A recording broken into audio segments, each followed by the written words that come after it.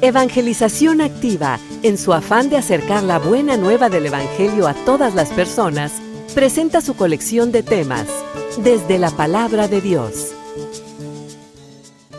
No solamente es reconocer que el otro es mayor, no solamente es reconocer que el otro es superior y por eso me pongo a nivel del piso. Soy como la tierra, tú eres el grande, tú eres el soberano. Yo soy como la tierra, no solamente eso.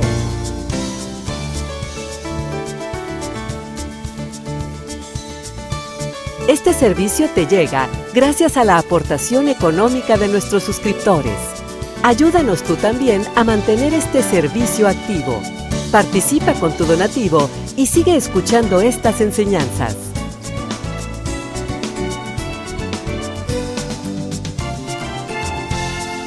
Esperamos que al escucharlos, la semilla del Evangelio dé fruto en tu corazón. Con ustedes, el Padre Ernesto María Caro.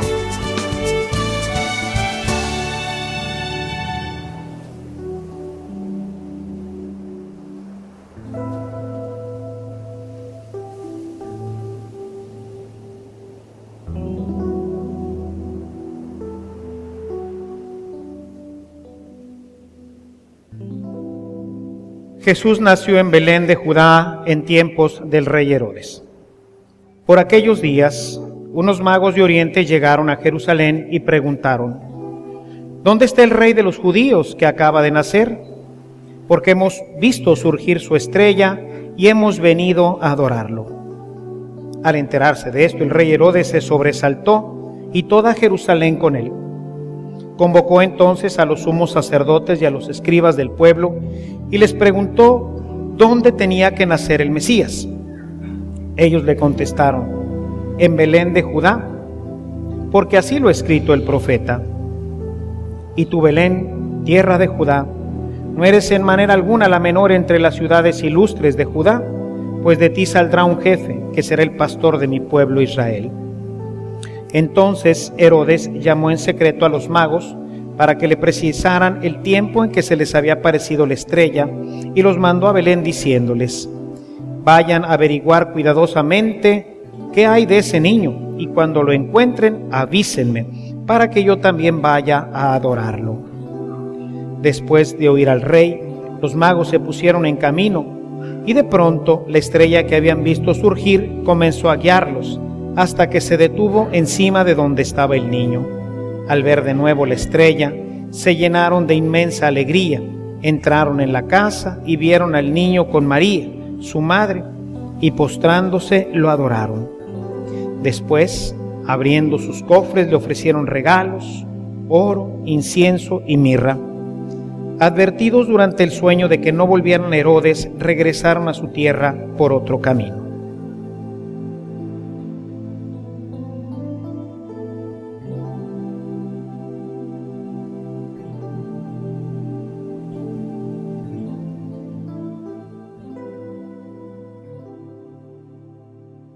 El tema que nos propone la Escritura el día de hoy lleva un hilo conductor que la mayoría de las veces pues no lo tocamos y es realmente el que va conduciendo todo el relato de los magos.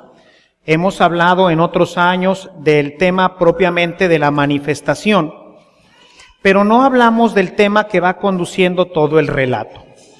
Si ustedes se fijaron en el relato que hoy acabamos de escuchar en el Evangelio de Mateo, el tema central es la adoración. Dice: vieron una estrella surgir, les hablaba de un rey, pero a este rey iban a ir a adorarlo. Llegaron a Jerusalén buscando a este rey para adorarlo. Herodes los manda a buscar qué hay de este niño para él ir también a adorarlo. Y luego cuando llegan con el niño, dice que se postraron y lo adoraron. El tema entonces que se nos presenta es el tema de la adoración. Y esto me puso en un predicamento el día de ayer. ¿Qué es adorar? Es una palabra que usamos con frecuencia, lo usamos incluso entre nosotros mismos, ¿no? Le dice el esposo a la esposa, te adoro, el novio a la novia, te adoro. ¿Qué significa realmente adorar? Bueno, pues esto me metió a tener que ponerme a estudiar, cosa que me gusta, pero que a veces no tengo tiempo. Y ayer, pues aunque no tuviera tiempo, tenía que hacerlo porque ya me había embarcado en este tema de la adoración y la verdad no sabía qué significaba adorar, ni qué era exactamente lo que los Reyes Magos, estos personajes del Oriente, habían hecho. Todos estos signos, los regalos, postrarse, ¿qué significaba? ¿Cuál era el sentido profundo de todo esto? Así que bueno, pues empecé a estudiar, saqué mis libros, pero resulta que la mayoría de mis libros, porque pues son temas que pues se han estudiado más en otras lenguas, ¿verdad? Quizás en España haya más libros, pero bueno, a mí se me facilitaba más, y esos son los que tengo, estudiar en inglés. Así que bueno, pues mi primera reacción fue abrir una Biblia en inglés para ver cómo traducían este pasaje. Y me encontré con que lo traducen con la palabra worship. Problemas. Porque worship significa muchas cosas. No existe en ninguna parte de la Biblia en inglés la palabra adoration. Ay, Carlitos, estamos en problemas. ¿Qué significa? Significa, para mí me quedaba muy claro lo que yo he entendido por la palabra worship. Alabar, bendecir, glorificar a Dios, pero lo traducían por adorar, que para mí tenía o tiene un significado diferente. No me resolvía entonces el asunto.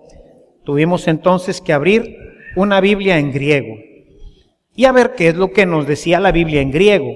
Y encontré que la Biblia en griego se traduce por proskeinos. La palabra que viene en todos estos pasajes en adoración es la palabra proskeinos, que en ese momento tampoco me decía nada. Así que entonces, basado en esa palabra, me fui ahora al hebreo para encontrar, pues de ahí viene. Entonces, ¿por qué los hebreos no se postran ante nadie? Porque el único que es digno, como dice el Apocalipsis, el único que es digno de recibir la honra, la gloria y el poder, es decir, la adoración, que es lo que vamos a ver, es solamente Dios. Así que bueno, pues empecé mi estudio desde la palabra hebraica adoración y que se traduce al español o se dice Sauja Shao. Parece casi japonés cuando yo lo leí, pero no encontré en ninguna parte quien me la pudiera decir mejor. Así que, así como venía escrita, pues así se las paso, ¿verdad? ¿Y qué significa y de dónde viene? Bueno, esta palabra no fue acuñada directamente por los judíos, sino que esta palabra fue acuñada directamente por los cananeos, que es de donde vienen, o sea, una cultura que estuvo muy relacionada 2000 años antes de Jesucristo, ¿verdad? Especialmente con esta formación del pueblo, ¿verdad? Con Abraham. O sea, Abraham, que tenía relación con, de ahí venimos, ¿verdad? De ahí viene toda esta cultura. ¿Y qué significaba? Bien sencillo, no tenía mucha vuelta. Significa postrarse. Eso significa. O sea, es, ya en la explicación decía, rendirle reverencia a una persona mayor, a un potentado, es decir, reconocer que el otro es mayor, más poderoso, más fuerte que yo. Y entonces, ¿a quién se puede utilizar? ¿A quién le puedo decir la palabra shauha? ¿How? Pues a cualquiera que sea mayor, al papá. O sea, en nuestra cultura todavía, pues, quizás ya no nos arrodillamos. En otros tiempos, el hijo se arrodillaba delante del padre, del sacerdote, del obispo, del rey, ¿sí? O sea, era un signo simplemente externo que manifestaba un reconocimiento de que esta persona era más importante, era mayor que yo, era de mayor jerarquía, nada más. Sin embargo, conforme fue pasando el tiempo y esta palabra que trajeron de los cananeos, el shauhao, se fue poco a poco convirtiendo no solamente en un signo de veneración para una persona superior o mayor, sino que poco a poco fueron teniendo connotaciones diferentes. Y entonces ahí es en donde nosotros necesitamos empezar a ver qué es exactamente lo que para el pueblo representaba la palabra adorar. Y por ello quisiera iniciar desde el Antiguo Testamento esta reflexión. Quisiera que fuéramos precisamente al Génesis, en donde podemos encontrar los orígenes, ¿verdad? La palabra Génesis significa origen. Y vamos a ir al capítulo 22, un capítulo que ya conocemos porque es el sacrificio de Abraham, que ya en algunos momentos lo hemos nosotros estudiado. Voy a partir desde el versículo 2. Y Dios le dijo: toma a Isaac, tu hijo único, al que tanto amas, y vete a la tierra de Moria. Una vez allá, ofrécelo en holocausto sobre el cerro que yo te señalaré. Al día siguiente, muy temprano, Abraham se levantó y ensilló su asno, cortó leña para el holocausto y se fue al lugar que Dios le había dicho, junto con su hijo Isaac y 2 de sus sirvientes. Al tercer día, Abraham alcanzó a ver el lugar desde lejos. Entonces les dijo a sus siervos: quédense aquí, el muchacho y yo seguiremos adelante, adoraremos a Dios y luego regresaremos. ¿Y qué es lo que va a hacer Abraham? ¿Se va a postrar? No, fíjense lo que va a hacer. Abraham tomó la leña para el holocausto y lo puso sobre los hombros de Isaac, luego tomó el cuchillo y el fuego y se fueron los dos juntos.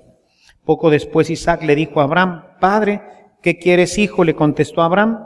Mira, dijo Isaac, tenemos leña y fuego, pero ¿dónde está el cordero para el holocausto? ¿Qué es lo que iba a hacer Abraham? Iba a sacrificar, le iba a dar adoración, iba a adorar a Dios sacrificando a su hijo. Es decir, dándole lo mejor que él tenía. Este es el origen de la palabra adorar. Es una ofrenda completa. No solamente es reconocer que el otro es mayor, no solamente es reconocer que el otro es superior y por eso me pongo a nivel del piso. Soy como la tierra, tú eres el grande, tú eres el soberano, yo soy como la tierra. No solamente eso, ese sería un signo externo. Tiene que ver con algo que parte de nuestro corazón.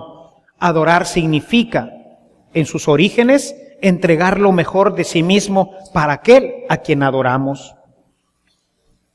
Siguiendo el estudio, dije, bueno, y entonces la palabra proskeinos, ¿qué significa? ¿De dónde la tomaron? ¿Por qué traducen, siendo que la palabra sauhau es, pues, postrarse en un momento determinado? ¿Qué significa? ¿Qué elementos encontraron los traductores de la Biblia para traducir la palabra sauhau por la palabra proskeinos? Y entonces me encontré con una cosa muy interesante. Me encontré que la palabra proskeino o proskeinos viene de dos palabras, que son pros, que es dirigir hacia, y keino, que es beso. Mandar un beso. Esa es la palabra proskeinos. Pero ¿a quién les dedicaban este saludo? ¿A quién le hacían lo que nosotros pues lo hacemos con mucha naturalidad, verdad? Le mandamos besos a la gente y a los niños enseñamos a mandarles besos a los abuelos y todo este tipo de temas. Bueno, pues lo que pasa es que este saludo era un saludo dedicado solamente a los grandes nobles y lo hacía solamente el ejército. Era signo, específicamente dice el texto, lanzar ese beso era signo de amor, lealtad y reverencia. ¿Okay? Signo de amor, lealtad y reverencia. Si los griegos están traduciendo sauhau por proskeinos, quiere decir que entonces el término adorar en hebreo tiene también estas connotaciones. En el fondo, la palabra sauhau es un signo de amor, reverencia y lealtad. ¿Sí? Se expresa mucho más claro en un signo que nosotros conocemos más, porque nosotros no hemos visto muchas películas griegas en este sentido. Pero ustedes han visto seguramente en las películas de los romanos el signo o la forma como hacían los romanos para saludar al César. Se golpeaban el pecho y luego extendían la mano. Es el mismo proskeinos, nada más que los griegos eran más finitos, ¿verdad? Más delicaditos, y entonces se mandaban besitos, ¿verdad? Los romanos, que eran medio gorilones, ¿verdad? Más machines, ¿verdad? Aquí como dice mitad, ¿verdad? ¿Cómo le iban a estar mandando besitos al emperador, verdad? El emperador les mandaba cortar la cabeza y les mandaban un beso, ¿no? ¿Cuál era el signo? Era arrancarse el corazón. Por eso es que no saludan. Golpean el pecho como si quisieran meter la mano al corazón, arrancar el corazón y lanzárselo. Vean que es precisamente el signo de amor, lealtad y honrar a la persona. ¿Sí? O sea, cuando yo adoro a alguien, me estoy arrancando el corazón. ¿Qué fue lo que hizo Abraham? Lo que más quiero, lo que más amo, y se lo entrego a la otra persona. Eso es adoración. Adoración es arrancar lo más valioso de nuestra vida, lo más valioso de nuestro corazón, y entregárselo a la persona a la que digo que yo amo, a la que yo venero y a la que soy fiel. Por eso el signo no era, como en los judíos, postrarse, sauhao.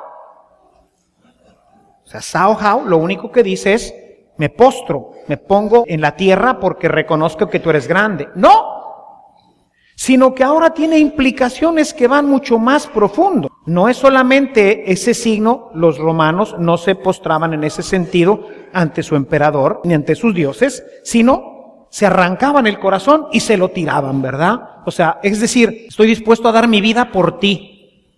Signo de adoración. Estar dispuesto a entregarlo todo. Cuando nosotros no unimos el sauhao con el proskeinos, entonces nos estamos quedando solamente con el signo vano, con la parte externa. Yo le digo a mi papá, me acerco a él, le beso la mano, signo del sauhao, pero ni lo obedezco, ni lo reverencio, ni estoy dispuesto a hacer nada por él. Yo me acerco a mi obispo, le beso la mano, me postro delante de él, pero no estoy dispuesto a obedecerlo, ni entregarle mi vida, ni entregarle mi corazón, ni estoy dispuesto a hacer lo que hizo Abraham, entonces me estoy quedando solamente con el signo externo. Todo esto me llevó a decir, bueno, y entonces hay dos elementos fundamentales aquí. Hay un signo externo, pero hay también algo que está en la profundidad de nuestro corazón. Pero, ¿cómo se activa? ¿Cómo se opera esto? Y para ello, empecé a estudiar el texto de la Samaritana. Si quieren, vamos al texto de la Samaritana, Juan capítulo 4. En este capítulo, Juan nos reporta este encuentro. Y la parte medular del encuentro es el tema del agua viva. ¿Sí? Del pozo, tú le pedirías y él te daría el agua viva. ¿A qué se está refiriendo con el agua viva? Al Espíritu Santo. Sabemos que se está refiriendo al Espíritu Santo, el que da la vida verdadera, esa agua que salta hasta la vida eterna y que permanece para siempre. ¿Ok? Ese es el tema sobre el que nace todo el discurso. Después, la mujer samaritana, tratando de cambiar un poquito el asunto cuando sale en el tema del esposo, llama a tu esposo si quieres de esta agua, ¿verdad? Es decir, endereza tu vida, si quieres vivir, si quieres tener esta vida, pues necesitas poner en orden tu vida. Se incomoda la señora y entonces cambia un poquito la perspectiva, pero Jesús la vuelve a jalar sobre el mismo aspecto. Parece que son cosas diferentes. Vamos desde el 19, donde cambia el tema y cómo Jesús lo vuelve a jalar. Al oír esto, la mujer le dijo, Señor, ya veo que eres un profeta.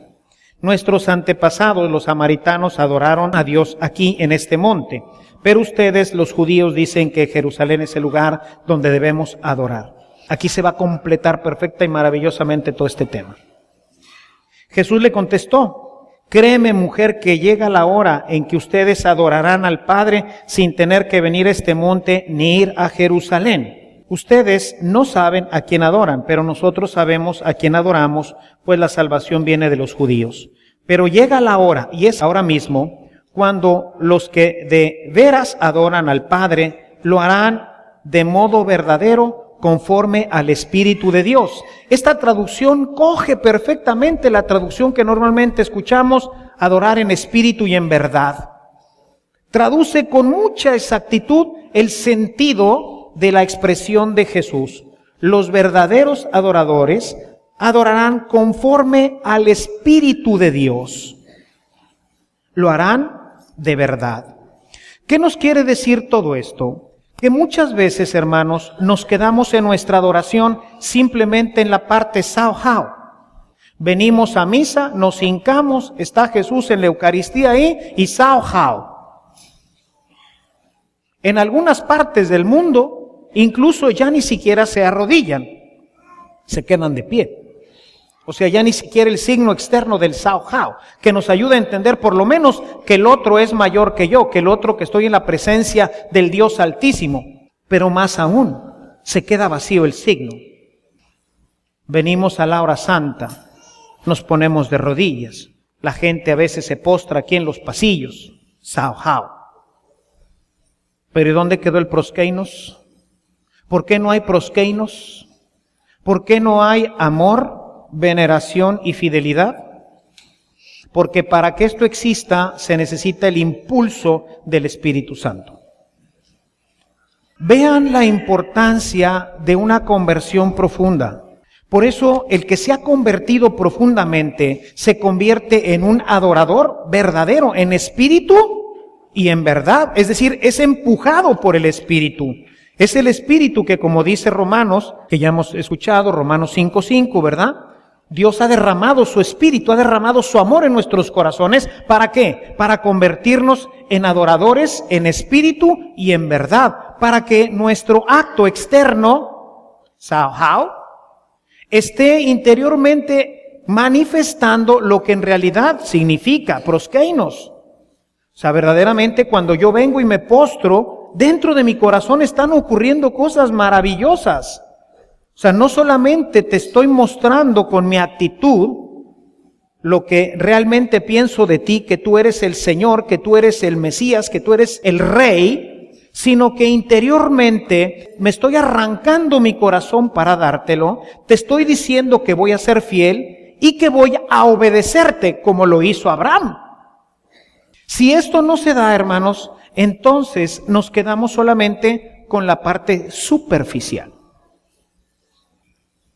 Jesús reclama esta actitud a su gente. Veamos lo que nos dice el texto de Mateo capítulo 15, verso 8. Dice, este pueblo me honra con la boca, pero su corazón está lejos de mí. Venimos a misa, qué bonito, y nos hincamos y hacemos un acto de adoración y sentimos bonito. Pero cuando nos vamos de aquí, se acabó todo. Hermanos, Dios no está en este templo. Dios no está en Jerusalén. Dios no está en Samaria. Dios está en todas partes.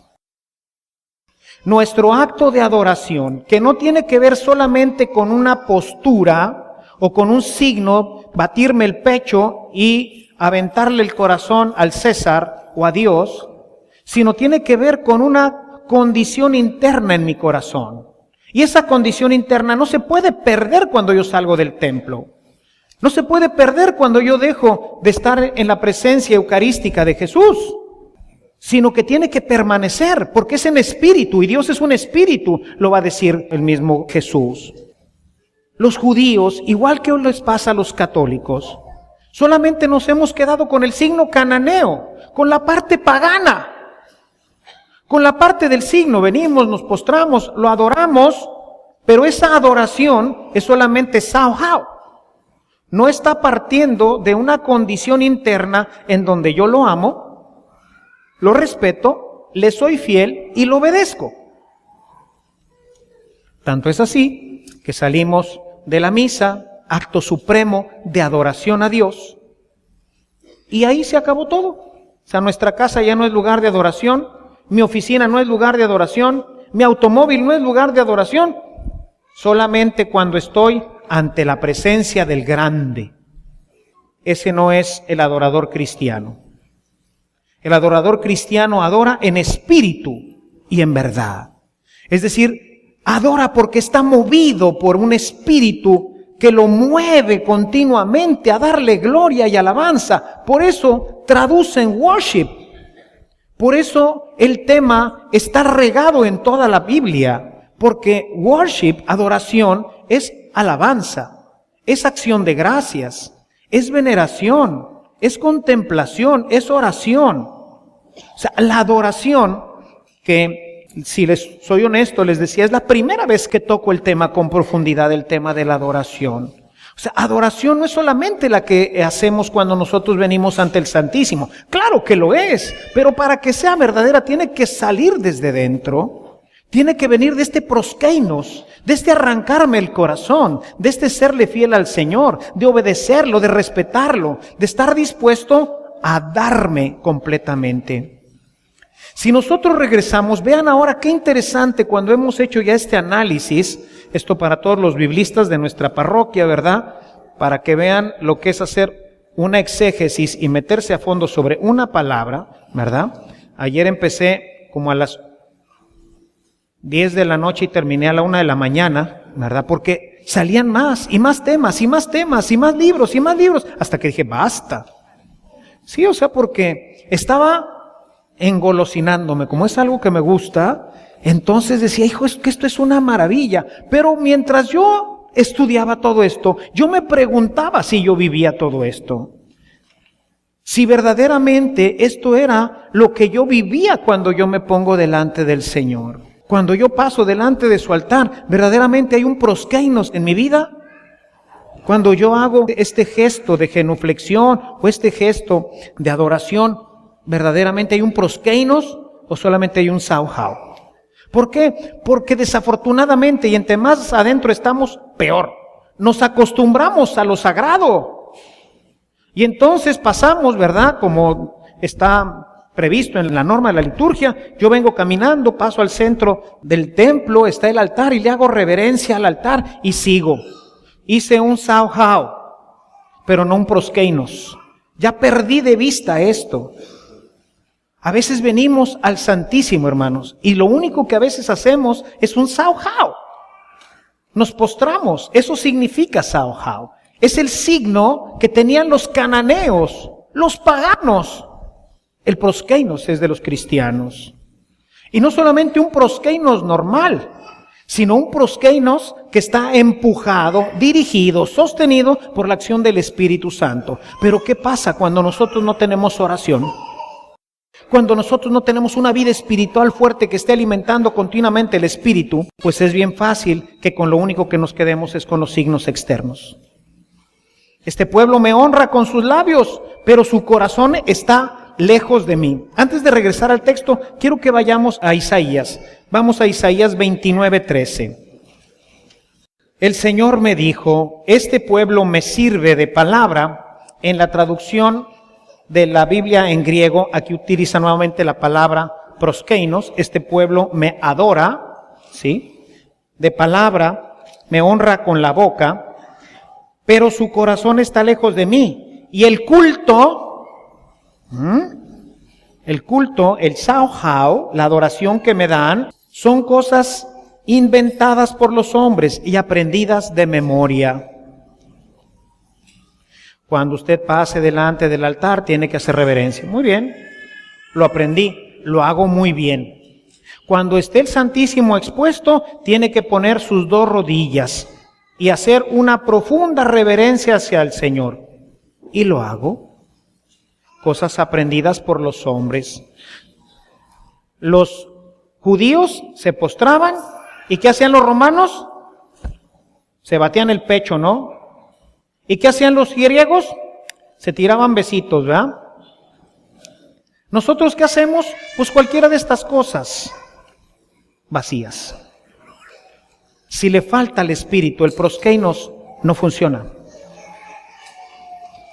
Vean el convencimiento de un soldado romano. Les importaba un cacahuate su vida. Verdaderamente honraban a su emperador. estaban dispuestos a entregar su vida. Antes de regresar al texto, vamos a otro texto más, Romanos 12. Vean lo que la primera comunidad entendió sobre la relación que nosotros los cristianos debíamos de tener con Dios. Capítulo 12 de la carta a los Romanos, verso 1.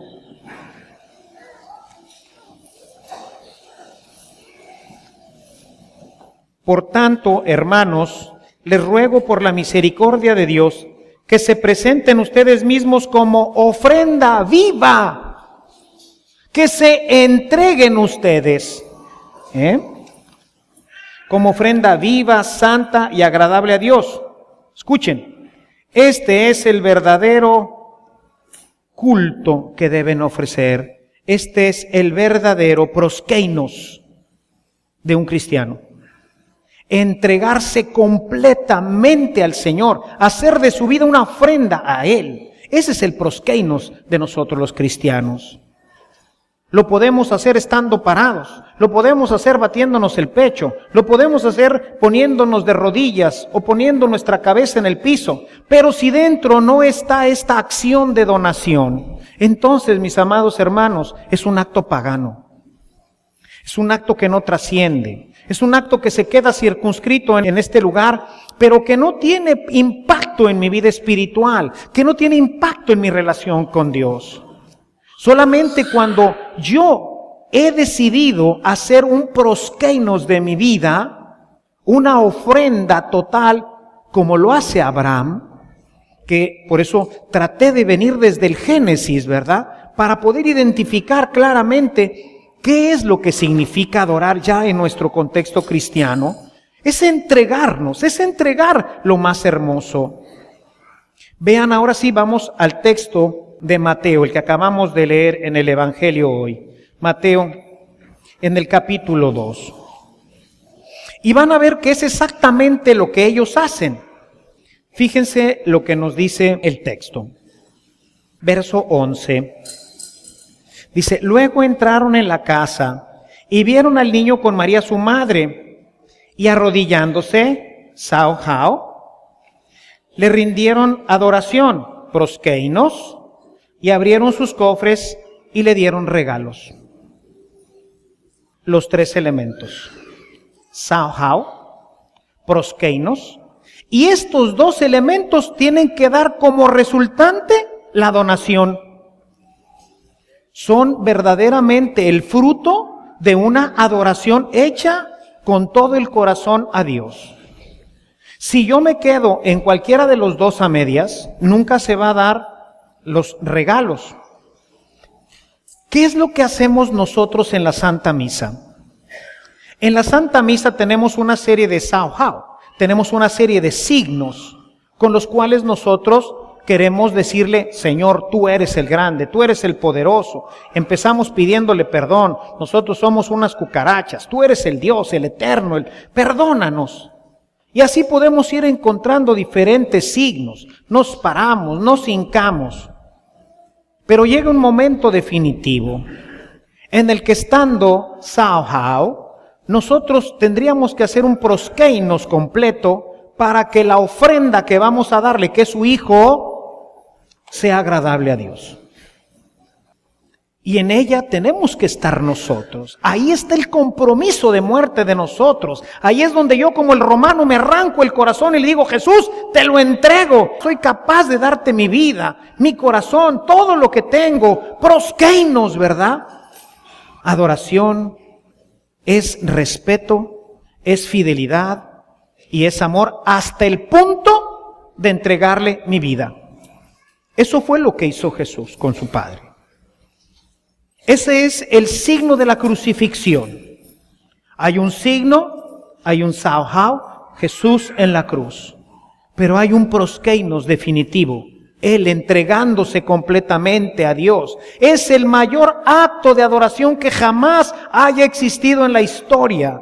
Jesús crucificado. Es la ofrenda completa. Es la donación total, es el proskeinos que nace de un corazón que ha sido fiel al Señor, que lo ha amado sobre todas las cosas y que ahora le rinde reverencia y culto entregándose Él mismo.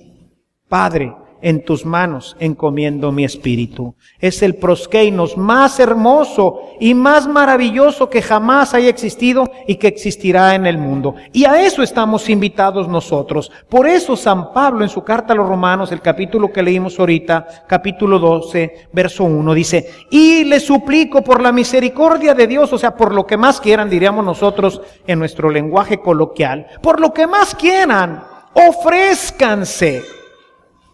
Porque este es el culto agradable a Dios. El culto que le agrada al Señor es esta ofrenda que Jesús hace de sí mismo, porque es donde le muestra verdaderamente que le ama, que le es fiel, que le reverencia, hasta el punto de primero dar su vida. Esto es lo que hoy vemos oculto en estos pequeños signos que hoy nos revela el texto de Mateo. Llegaron, se postraron, le adoraron y le ofrecieron regalos. Es el producto de: hemos viajado durante todo este tiempo para venir y encontrarnos y decirle, con nuestro signo de ponernos delante de Él así, como si fuéramos la tierra, decirle: tú verdaderamente eres Dios, tú eres el poderoso, nosotros somos tierra. Pero no solamente se quedan con ese signo y ese sentimiento de decir yo soy tierra y Él es Dios. No, van más adelante, proskeinos. Y entonces le adoran. Y entonces sacan de su corazón oraciones y cantos y le muestran que le aman y que han hecho todo este camino para traerle estos regalos. ¿Y nosotros qué le vamos a regalar? ¿Y nosotros cómo le vamos a mostrar que no solamente todos nuestros actos que hacemos dentro de la liturgia simplemente son esos sauhao? ¿Cómo le vamos a mostrar que efectivamente nosotros hemos entendido que tenemos que darle un acto de adoración, un proskeinos verdaderamente desde nuestro corazón? ¿Cuál va a ser el signo? El romano se quería arrancar el corazón y se lo quería tirar a su emperador. ¿Tú qué signo le vas a dar? Y el Señor, el signo que quiere no es que te arranques el corazón, ni tampoco que te postres, porque no puedes estar postrándote por todos lados. No. Él quiere que le entregues tu vida. Él quiere que le seas fiel. Él quiere que seas obediente, como lo fue Abraham. Y que tú le digas a tu hijo: vamos a adorar al Señor, como lo hizo Abraham. Y por esta señal no quiere decir vamos a ir al templo a una hora santa. Qué bueno que lo hagamos. Pero no podemos todo el día estar en una hora santa. Pero todo el día debemos de estar en adoración. Estar en adoración es obediencia, es entrega, es estar dispuesto hasta dar nuestra propia vida por Dios nuestro Señor. Ese es el culto de adoración. Ese es el culto en espíritu y en verdad. Ese es el culto que pide Jesús, pero que solamente se puede hacer cuando el Espíritu Santo nos empuja. Hoy necesitamos, mis amados hermanos, este tipo de culto. ¿Por qué?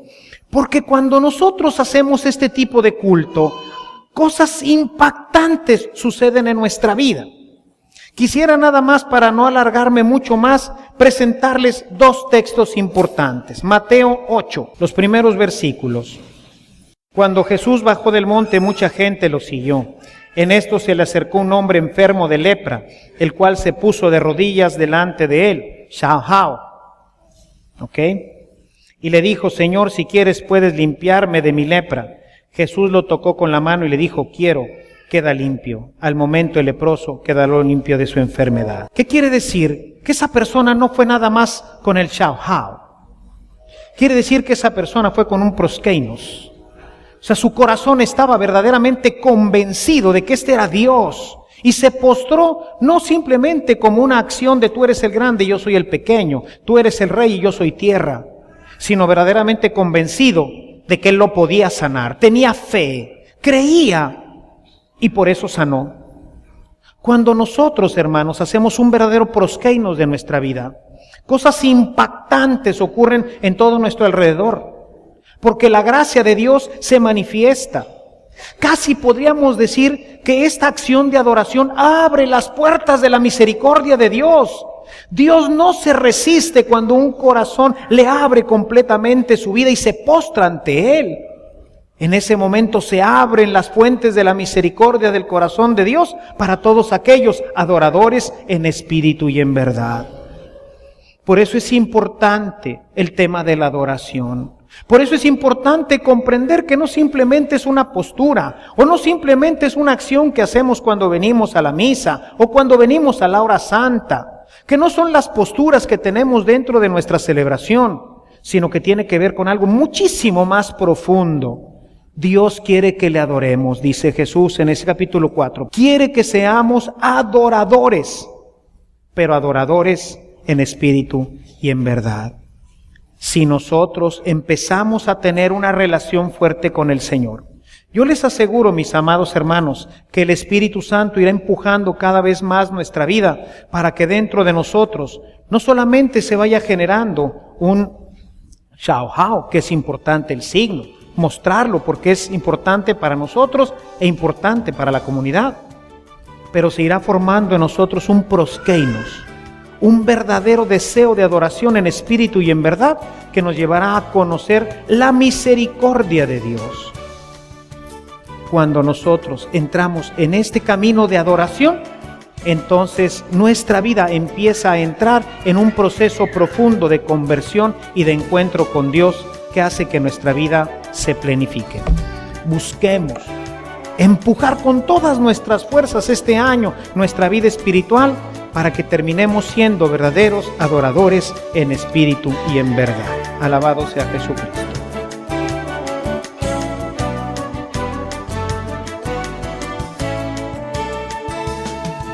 Si esta reflexión ha sido de utilidad para su vida espiritual, le invitamos a visitar nuestra página en internet www.evangelizacion.org.mx, en donde encontrará otros temas que seguramente continuarán produciendo fruto en usted.